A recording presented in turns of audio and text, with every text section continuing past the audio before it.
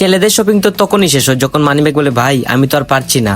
High, আমি নবীন, আর আজকের ভিডিওতে আমি দেখাবো আমাদের প্রতিদিনের রুটিন করা ভন্ডামির কিছু অংশ। গল্পটা শুরু হয় এইখান থেকে। এক্সাম থেকে বেরিয়ে দেখা হয়ে গেল এই তিনটার সাথে, আর হঠাৎ চোখের সামনে বাসলো ডিসকাউন্ট, আর শুরু হয়ে গেল আমাদের ফাইজলামি। কিছু কিনি আর না কিনি, ডিসকাউন্ট দেখলে আমাদের আউটলেট ভিজিট করাই লাগে, কিন্তু পাশা ভাইয়ের আন্ডারওয়ার্ল্ডকে বাদ দিয়ে এইখান থেকে কেনার সাহস আমার হলো না। আর সম্মান রক্ষার্থে বন্ধুকে দিয়ে একটা পেন পারচেস করালাম, আর একটা পেন পারচেস করে আমাদের ওরা পুরা 1000 হয়ে গেছিল। আর জিন্দাবাজারের এই রূপ দেখে জিন্দাবাজারের উপর পুরো ফিদা হয়ে গেছিলাম। হ্যাঁ, জিন্দাবাজারের উপর, অন্য কারো উপর না। তারপর সবাই চাউমিন খাওয়ার জন্য বন্ধু রান্নার উপর আবদার করে বসলো, কিন্তু বন্ধু উঠে বললো আমার পেন খুলে নিলেও আমার কাছ থেকে 1 টাকা বের হবে না। তারপর কিছু সময় হাঁটার পর একটা রিক্সা নিলাম আর চলে গেলাম কুমারপাড়া মেরুনের আউটলেটে। কিন্তু কিনবো না তো কিছুই, তবে ভিজিট করতে তো কোনো বাধা নাই। আর ওই দিক থেকে বন্ধু রানা উঠে বলে ওনাকে একটা শার্ট পছন্দ হয়েছে, আর সুযোগটা পেয়ে আমি একটু মাতবরি করতে লেগে গেলাম। আর আমাদের ওরা প্লাসের উপর প্লাস হচ্ছিল, কারণ মেরুন থেকেও বন্ধু পারচেস করে নিল। আর দুর্গাপূজা উপলক্ষে যে লুডো ক্যাম্পেইনটা চলতেছে সেটাতেও আমরা অ্যাটেন্ড করলাম, কিন্তু কপাল খারাপ থাকায় মাত্র 10% উঠলো। সাথে বন্ধু নাজমুল তার পুরো কপালটা চেক করে নিল। আর এটাই সেই ছেলেটা যে বলেছিল আমার ফ্যান খুলিয়ে নিল আমার কাছ থেকে 1